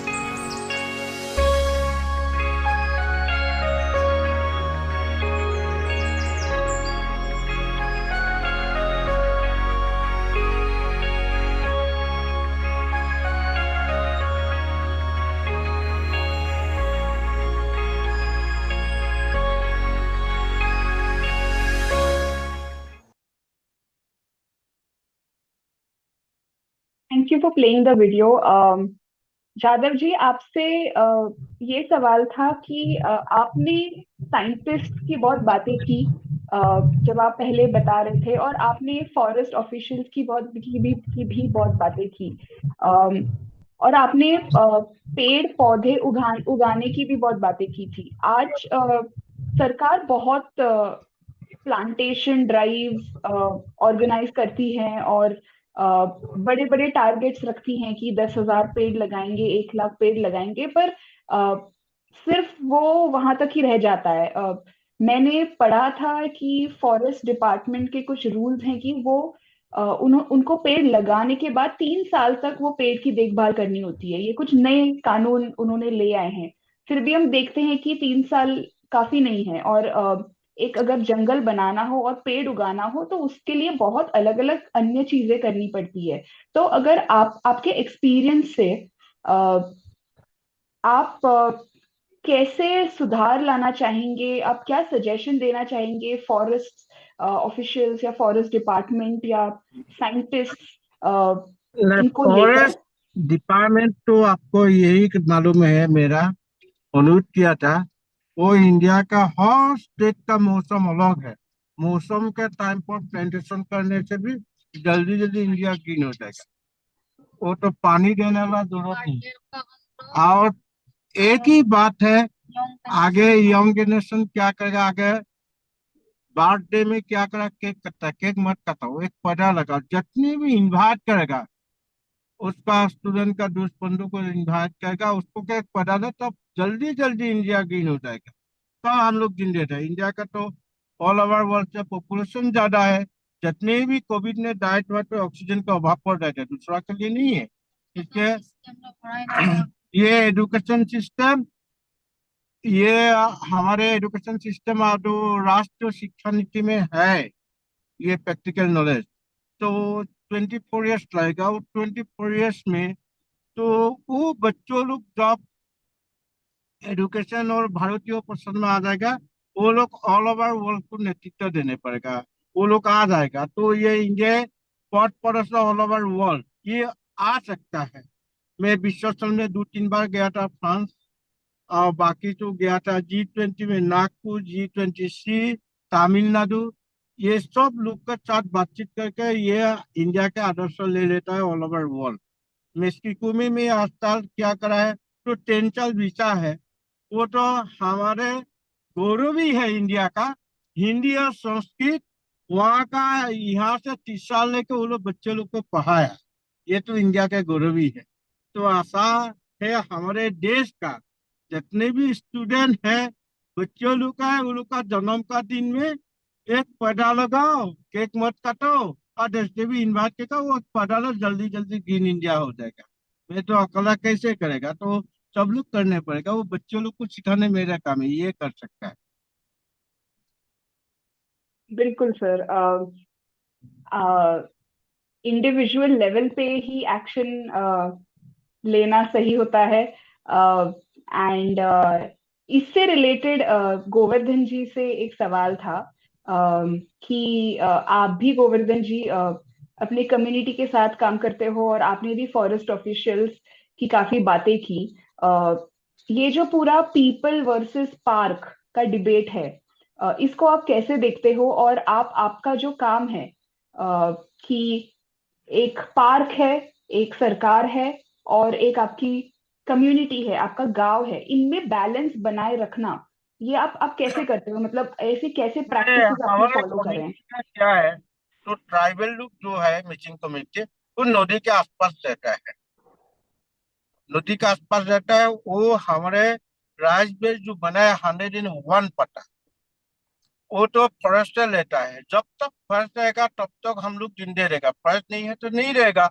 वो तो पिताजी माताजी डाइट होने से वो तो पर्व के दिन पर उसको राइस बेस दे के उसको उपासना करता है। ये तो मिसिंग कम्युनिटी पेड़ पौधा लगाने में तो जरूरी है। तो यही नहीं, इंडिया का ट्राइबल लोग जो है उनको देखा सिमोरपा रेंज उड़ीसा, उधर ही ऐसे ही है।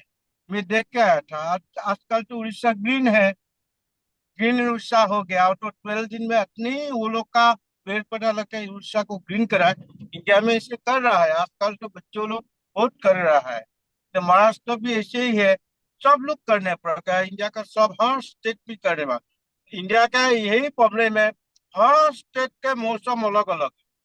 नॉर्थ ईस्ट का मौसम 4-5 महीना आगे आया था। महाराष्ट्र 4 महीना पे, केरला तमिलनाडु 3 महीना पे, और तमिलनाडु 6 महीना पे, केरला बंगालुरु 3 महीना पे है। और बाकी सब तो स्टेट अलग अलग का मौसम आ रहा है। मौसम का टाइम पर प्लांटेशन करने से भी जल्दी जल्दी हो जाए ग्रीन इंडिया। तो पानी देने वाला जरूरत नहीं है, बाकी सब रुकने से भी नहीं होता है। यही करने से भी हमारे जितने डिपार्टमेंट को बोल दिया था हमें, फॉरेस्ट डिपार्टमेंट, हर स्टेट का मौसम पर प्लांटेशन करो, तब हम लोग को जल्दी जल्दी इंडिया ग्रीन हो जाए। जी Yadav ji, thank you so much. यही सवाल गोवर्धन जी, आप कुछ कहना चाहेंगे इस पे? आपके जो रणथंभौर में आपका काम है उसमें कुछ एक्सपीरियंसेस रहे हैं, फॉरेस्ट ऑफिशियल, फॉरेस्ट डिपार्टमेंट हो या नेशनल पार्क हो ट्राइबल कम्युनिटी हो, सरकार हो? जी, ये क्या है, जो काम करता हूँ उसमें डिपार्टमेंट को साथ में लेके काम करना होता है, जिससे कि गांव वाले और डिपार्टमेंट के एक व्यवहार बना रहे, एक उनका एक दूसरे का सपोर्ट करते रहे। तो मैं डिपार्टमेंट को हर प्रोग्राम में बुलाता रहता हूँ, या फॉरेस्ट गार्ड हो, डीएफओ सर हो, सीसीएफ सर हो, कोई भी आए, पर एक न एक फॉरेस्ट डिपार्टमेंट का आदमी हमारे प्रोग्राम में आता है। उनका बैलेंस, उनके साथ वो बात करते हैं, फिर उसी इनके माध्यम से मैं गांव वालों के लिए कोई भी मदद, जैसे गांव में टाइगर ने या लेपर्ड ने कोई जानवर मार दिया,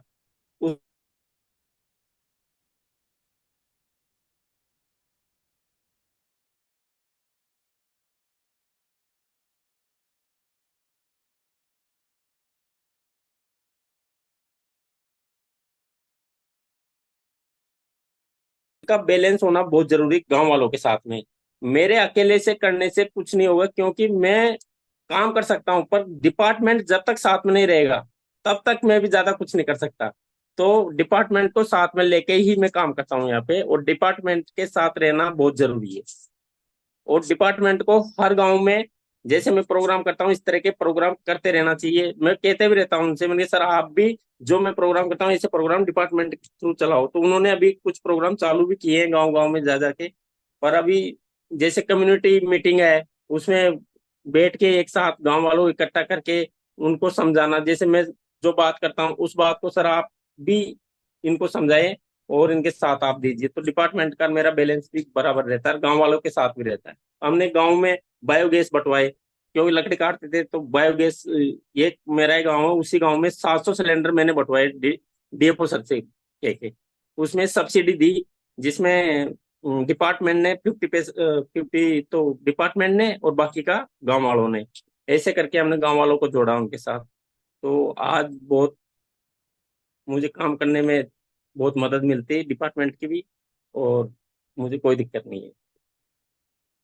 नहीं तो पहले ऐसा होता था कि गांव में बहुत दिक्कत होती थी कि कोई मानते नहीं थे, पर धीरे धीरे जो मेरा काम देखा इन्होंने कि अच्छा काम कर रहा, मैं रोज ही जाता था, तो उन्होंने सोचा कि ये अच्छा ही काम कर रहा है। तो अब मेरे साथ भी कई युवा पीढ़ी भी मेरे साथ काम करती है, ग्रामीण लोग भी मेरे साथ काम करते हैं, महिला भी मेरे साथ एकजुट होती है। तो मुझे बहुत एक कंधे से कंधे मिलाने के लिए इतने लोग मिल गए कि मैं बहुत कुछ कर सकता हूँ रणथंभौर के लिए, इन वन्य जीवों को बचाने के लिए। और कोई भी जानवर अभी गांव में आ जाता तो सबसे पहले न्यूज मुझे मिलती है कि यहाँ पे सर सांप आ गया है, यहाँ स्पॉटेड डियर का बच्चा है ये। फिर मैं रेस्क्यू टीम को कॉल करता हूँ, रेस्क्यू टीम के साथ जाके मैं पूरी मदद करता हूँ, गांव वाले भी मदद करते हैं। नहीं तो पहले ऐसे कोई नहीं करते थे, यहाँ पे कोई भी जानवर आता था, आ गया होगा, मारते थे, ये करते थे। आज अभी इस वक्त ऐसा कुछ नहीं हो रहा है, यहाँ पे मारते नहीं है, पहले हमको न्यूज देते हैं, हम डिपार्टमेंट के थ्रू जंगल में छोड़ देते हैं जानवर को। तो ये कम्युनिटी का मुझे फुल सपोर्ट रहता है। जी जी, बिल्कुल। Thank you so much for sharing that with us. Time को ध्यान रखते हुए हम कुछ क्वेश्चन आंसर्स ले लेते हैं। स्टैंजन और मल्हार के लिए भी एक सवाल था, वो हम कंक्लूडिंग सेशन राउंड में ले लेंगे उनसे। तो अभी मैं बस सवाल देख रही हूँ। एक वैशाली का सवाल है कि और वो जादव जी के लिए है। तो जादव जी, अगर आप इस सवाल का जवाब देना चाहेंगे। वैसे तो आई थिंक जादव जी, आपने जो पिछले राउंड में कहा था वो इसका थोड़ा लगभग आंसर कर रहा है, पर मैं आपको एक और बार पूछ लेती हूँ। वैशाली जी आपसे पूछ रही है कि वो जोधपुर से हैं। वैशाली जी जोधपुर से हैं और वहाँ पे काफी सारे प्लांटेशन ड्राइव्स होते रहते हैं। पर जोधपुर एक बहुत ही सेमी एरिड जगह है और वहाँ पे बारिश और पानी की अवेलेबिलिटी बहुत कम है। तो ऐसे क्षेत्र में हम पौधों को पेड़ बनाने के लिए कैसे हम उनका ख्याल रख सकते हैं? ये पेड़ उधर जोधपुर में ऐसे ही लगाना पड़ा, पीपल का पेड़, बड़ का पेड़, वो लोग तो 24 आवर्स ऑक्सीजन देता है। वो तो पाथर में तो होता है। इसके लिए इंडिया के जितने भी, जोधपुर ही नहीं है, इंडिया के जितने भी पाथर है, पर्वत पहाड़ है, उसका पाथर निकाल निकाल के मीठी बराबर का पीपल का पेड़, बड़ का पेड़ प्लांटेशन करने से भी हम क्लाइमेट चेंज से, ग्लोबल उष्णता से हम लोग जिंदे रहेगा। वो तो 24 आवर्स ऑक्सीजन देता है सबसे ज्यादा ना। 100 years पीपल का पेड़ 500 5000 अभी 500 5500 किलोग्राम ऑक्सीजन देता है। इसके पेड़ के ऊपर ये गेंडा ने हमारे इसके बारे में भारत जो सामूहिक बाहिनी के भी में प्लांटेशन शांतिपुर में बांग्लादेश इंडिया का बॉर्डर में कॉर्नल के साथ प्लांटेशन करके आया था। पीपल का पेड़, बड़ का पेड़, ये तो चाइना इंडिया, बांग्लादेश इंडिया ये करने से भी जरूरी है। वो काटने वाला भगवान को पूजा करा है पेड़ के नीचे। इसके बारे में ये रहने से भी हम लोग का खूब जरूरी है इंडिया का। इंडिया तो हिंदुस्तान है, ये पीपल का पेड़, जौहरी का पेड़, बड़ का पेड़ यही जरूरत है। इसके बारे में जितनी भी खाली जमीन पाथर निकाल निकाल कर आज राजस्थान कोलकाता एनजीओ ने ये कर सकता है। ये तो अरावली पर्वत दिल्ली आसपास जितनी भी है यही रहा। आप लोग जोधपुर में ये करने से भी खूब अच्छा होगा। ये पर पेड़ उसका पानी जो जातने की जरूरत नहीं है, इसके बारे में वो हो जाएगा उधर। हम लोग का ऑक्सीजन का अभाव पर डाइट हुआ था कोविड ने। इसके बाद ऑक्सीजन जब तक रहेगा हम लोग जिंदे रहेगा। ये ऑक्सीजन कौन देता है? पीपल का बड़ का पेड़ वो ज्यादा देता है। आगे तो बुद्ध देव रामायण महाभारत जितनी भी है वो तो पेड़ के नीचे नीचे बैठ बैठ के वो लोग तो रामायण महाभारत करा है। तो इसके बारे में ये पेड़ ज्ञान देने चाहिए। तो इकोनॉमिकल पेड़ रुपेगा तो वो आदमी काट देगा। ये तो इकोनॉमिकल नहीं है, हम लोग का जिंदगी के लिए करा है। तो ज्ञानों का विकास ऑक्सीजन के लिए ये जरूरत है। हम लोग का इंडिया के भी राजा महाराजा ये पूजा करके ये कर सकते हैं। देखा देखा जी sir, thank you so much. तो वैशाली, इफ सर की बात बस आपको ब्रीफली एक उसका ब्रीफ देने के लिए, sir is saying that every region has certain species that will grow very well there. He emphasized on people banyan trees, which are also which have a high oxygen producing capacity as compared to other trees. So I think the trick from what he mentioned is to really go with the species जो local species हैं, जो indigenous species हैं, stick to them, and they grow naturally. They don't need a lot of water input apart from the initial bit. So yeah, I think that's sort of an easy answer to what Jadav ji just said. अगला सवाल हयग्रीवन से है और I think ये सवाल मैंने अभी पढ़ा. I think Malhar can try to give an answer to this. So Malhar, Hygrivan is asking that as much as people like us who want to make the world better and bring about a change, there are these other compulsions like build our own careers or strengthen our own livelihood, take care of our own basic needs that sometimes take priority over these larger goals that we have. So he's asking, have you ever encountered such scenarios and what helped you bring people together to drive change? तो लोगों को convince करना कि वो balance maintain करना with your own individual interests of having a livelihood along with these larger environmental interests. ये balance करना कैसे पॉसिबल है? If you can try a shot at answering. दो लेवल में एक तो मुझे लगता है ये सवाल है। एक तो पर्सनल लेवल पे कि घर के कुछ रिस्पॉन्सिबिलिटीज रहते हैं, you have to look after your family. तो मुझे लगता है मेरे पास कोई आंसर नहीं है इसका। जस्ट आप प्रायोरिटाइज करें और अगर आपको लगता है कि आप जिस कॉज के लिए काम कर रहे हैं तो घर से शायद नजरअंदाज भी करना पड़ेगा लेकिन हाँ, वो परफेक्ट बैलेंस क्या मेंटेन करना है उसको वो तो मैं भी ढूंढ रहा हूँ। दूसरी बात यह है कि पब्लिक में हम जब देखते हैं कि दो ये रहते हैं, कॉन्ट्रडिक्शंस दिखते हैं कि एक तो लोगों को पैसा चाहिए या फिर एनवायरनमेंट चाहिए। तो एक ऐसे इंसिडेंस हुआ था कि मैं एक रेस्टोरेंट में, मतलब खानावळ जो रहती है छोटी, वहां पे खाने के लिए गया था और एक इंसान आया वहां पे, वो पूछ रहा था कि क्या करते हो काम वगैरह। मैंने कहा ये ऑटर्स के ऊपर मैं काम करता हूँ। और वो बोलने लगा ऑटर्स के बारे में क्या बोल रहे हो, इंसानों के बारे में देखो, वो उनकी बहुत बुरी हालत है। तो ये हमें दिखाना पड़ेगा कि इकोलॉजिकल सर्विसेज जो है इकोलॉजी के, तो उसके ऊपर है ये हम डिपेंडेंट है, और उसको प्रोजेक्ट करना पड़ेगा मुझे लगता है। तो ये कॉन्ट्रडिक्शन बार बार आएंगे कि इंडस्ट्री चाहिए या फिर नदी चाहिए। तो यहाँ पे जैसे एक लोटे की इंडस्ट्री है, उसके एफ्लुएंट्स तो खाड़ी में जाता है एस्चुरीज में। तो केस ये रखनी पड़ेगी कि इकोलॉजिकल सर्विसेज का जो इकोनॉमिक ये है वो कितना, इकोनॉमिक सर्विस उसका क्या है, वो हमें प्रोजेक्ट करना पड़ेगा। तो लेट्स से कि यहाँ पे जो अभी तो फिशिंग ऑलमोस्ट नील पे आ गई है दाभोल के खाड़ी की, जो पहले बहुत थी। और it was a prime spot for fishing lobsters. Lobsters यहाँ पे बहुत थे, और आपने अगर देखा कि लॉबस्टर का केजी का कॉस्ट कितना है, तो बहुत expensive, it is almost double than बकरे का mutton. So it is one of the most expensive proteins I would say. तो ये जब हम दिखाते हैं तब लोगों को दिखाई देता है कि इतनी बड़ी इंडस्ट्री फिशिंग की, उसको हटा के हम केमिकल एफ्लुएंट्स ला रहे हैं, तो इकोनॉमिकली ये बिल्कुल भी फिजिबल नहीं है। तो फिर एकदम से हमारे आंखों के सामने जो पर्दा है वो हट जाता है कि इकोनॉमी चाहिए है, एनवायरमेंट चाहिए। तो हमें समझ में आता है कि एनवायरमेंट ही इकोनॉमी है। तो हमने एक जैसे बांधन के बारे में बताया कि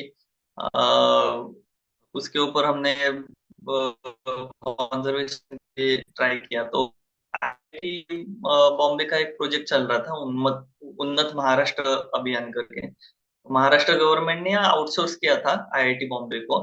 तो IIT बॉम्बे ने लोकल जो कॉलेजेस हैं वहाँ के स्टूडेंट्स को प्रोजेक्ट्स करने के लिए दिए थे लोकल इश्यूज के ऊपर। तो हमने बांधन का इश्यू लिया था। तो इट केम अप कि चिपलून में वाशिष्ठी के कैचमेंट्स में जितने भी बांधन हैं, उससे जो फिशिंग होती है, तो उस फिश का जो भी इकोनॉमिक कॉस्ट है that goes up to crores, मतलब करोड़ के आगे है। तो ये जब हम दिखाते हैं कि ये इतनी बड़ी इकोनॉमी है, और उसके ऊपर डिपेंडेंट जो है वो पूरी तरह से प्रिमिटिव ट्राइब्स है, उसको, ये इकोनॉमी को अगर हम हटा देंगे तो फिर प्रोटीन्स का बहुत बड़ा इशू आएगा। एंड देन फिर इट्स अ विशियस साइकिल, मतलब खाने के लिए नहीं है तो फिर ट्राइब्स के लिए कुछ योजना वगैरह लाते हैं कि जिससे माल न्यूट्रिशन खत्म हो वगैरह। तो ये हमें नहीं चाहिए, तो हमें बांधन बचाना पड़ेगा, और बांधन बचाना चाहिए तो नदी को बचाना पड़ेगा। तो ये इकोनॉमी मुझे लगता है दिखाना बहुत जरूरी है। ये बहुत अंडररेटेड है इकोलॉजिकल सर्विसेज में, जो इकोनॉमिकल सर्विसेज है इकोलॉजी की, ये बहुत अंडररेटेड है। और उसको हमें थोड़ा और खोद के दिखाना पड़ेगा, प्रोजेक्ट करना पड़ेगा कि इट्स अ करोड़ और बिलियन डॉलर इकोनॉमी। ये हम जो डिवास्टेट करके एक अलग से इकोनॉमी तैयार करने की कोशिश कर रहे हैं, ये बिल्कुल भी इकोनॉमिकली फिजिबल नहीं है। बड़े बड़े इंडस्ट्रीज बिल्कुल भी इकोनॉमिकल फिजिबिलिटी उसके नहीं है। तो मुझे लगता है वो दिखाने की कोशिश करनी पड़ेगी।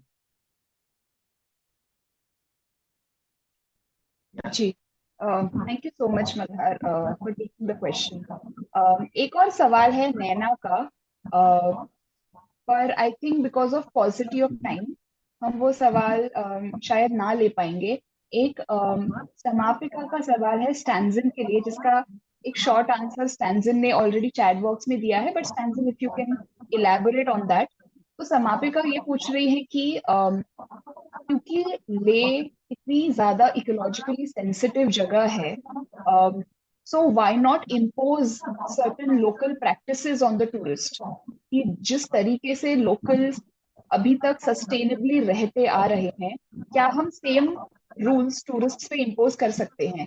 That's I think the gist of her question. So Stanzan, if you just want to respond to that. Yeah, sure.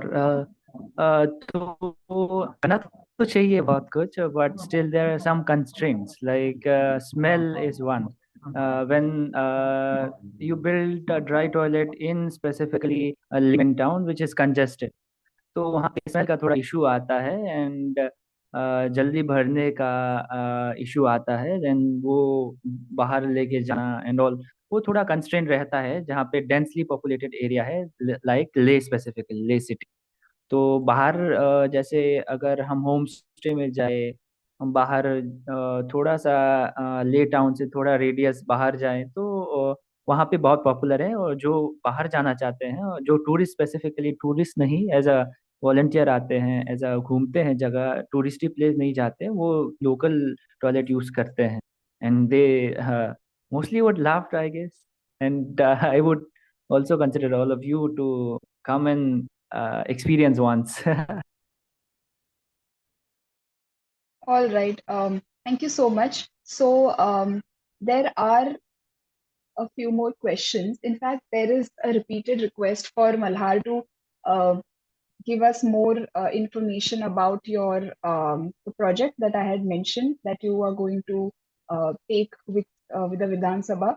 So I would request the audience to stay tuned to Malhar's social media. When he's ready, he'll definitely give us more details about it. Malhar, if you can also share your Instagram on the chat box, so that the audience and our cohort can reach out to you personally if they want to know more about it. And I also request the other speakers to also put in your social media details, if your email addresses, if you're fine sharing that, uh, so that anyone from the audience can reach out to you in case they want to talk to you about more things, because definitely we've not been able to cover all the things in this short session. So we've reached towards the end of the session, and it's very important to preserve a memory. So let's take a group photograph. Um, so I would like to request everyone in the audience to turn on their cameras. जिसके लिए भी possible है, we'll just take a quick photograph. Hita, can you take the photo? Yeah. Cameras are there. You can just wait a few more seconds.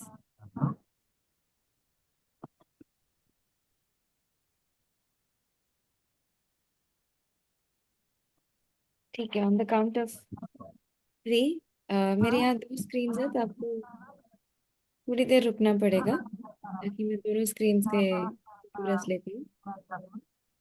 Okay, on the count of 3. Sorry, give me 1 second. Yeah. Okay, we're ready now. On the count of 3, 1, 2, and 3. And 1 minute, you can hold that for a second. Back on the count of 3, 1, 2, and 3. Thank you. Okay, thank you, Hita.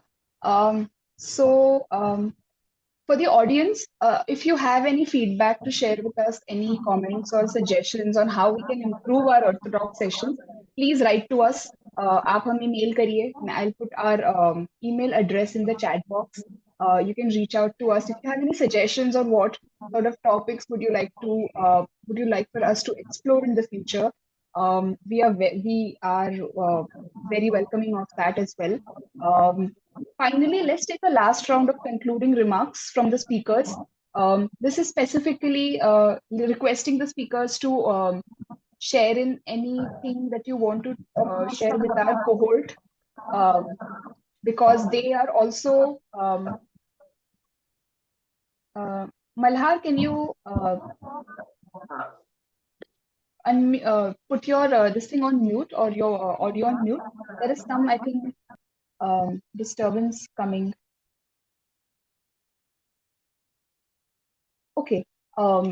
Requesting the speakers to share any concluding thoughts with our cohort, who is going to undergo a rigorous training for the next 6 months to become leaders in their own capacity, who have high aspirations of doing community work in their own local areas. So if there are any thoughts that you want to tell them, and also to the audience in general, can we start with Stanzen?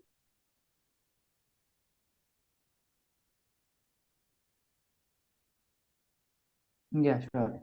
So I read a word in your website only, that is making climate education accessible and practically applicable in the real world. That what I believe in, and all of the congratulations to all of the selected, I would say, members or students, and thank you, Hita, Aishwarya, Viveka, and if I missed anyone, thank you, everyone, and all the best. You are not alone in this. We are all in this. Thank you. Thank you so much.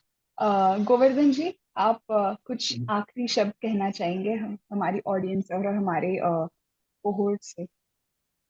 जो आज मुझे ये platform दिया उसके लिए आपको बहुत बहुत धन्यवाद, और जिन्होंने मेरी बातें सुनी उनको सबको मेरी ओर से बहुत बहुत धन्यवाद। और कभी रणथंभौर आए तो मेरे से जरूर मिले। जी सर, बिल्कुल। Jadav ji, do we have him in the call? Okay, I think Jadav ji is not there. Okay, no worries. Malhar, over to you.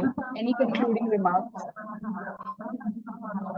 So I would से कि सभी पार्टिसिपेंट्स अभी इससे बाहर निकल के, इस कोर्स से बाहर निकल के अपने अपनी जगह पे जाके काम करेंगे, तो इट इज वेरी इंपॉर्टेंट कि हम जहाँ पे रहते हैं वहां पर ही फोकस देके काम करेंगे, क्योंकि कम्युनिटी का एक्सेप्टेंस वहां पे ज्यादा रहता है और ज्यादा इफेक्टिवली हम काम कर सकते हैं। एंड बिफोर अप्रोचिंग, थोड़ा मुझे लगता है सोच समझ के और थोड़ा गाइडेंस, जिन्होंने ये काम किया है, चाहे आप कंजर्वेशन में उतरे या फिर एक्टिविज्म, एनवायरमेंटल एक्टिविज्म में उतरे, तो ये बहुत जरूरी है।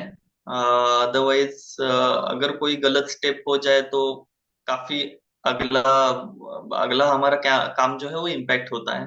So all the best to you all, और थैंक्स अ लॉट क्लाइमेट का जो ये प्रोग्राम है उसके देने के लिए। Thanks a lot. Thanks Aishwarya. Thank you, Malhar. तो इसी के साथ साथ we have come to the end of the session. Thank you once again to all the speakers हमारे साथ आज जुड़ने के लिए, and to our cohort. I hope आप सबको कुछ सीखने को मिला आज और कुछ प्रेरणा और मोटिवेशन मिली to do your own community work and be leaders in the coming times. हमारा अगला टॉक अगले महीने 12 अक्टूबर को होगा। आपको बहुत ही जल्द उसकी डिटेल्स मिल जाएंगी। आप please, this is invitation already, join करिए हमें। We are going to talk about similar topics, all very important ones. Hopefully हमारा जो कोहोर्ट है 41 लोगों का जो पूरी इंडिया से है, आप उनकी भी उनको भी आपको सुनने का मौका मिलेगा होपफुली अगली बार। Thank you so much, everyone, once again. Goodbye. We can end here.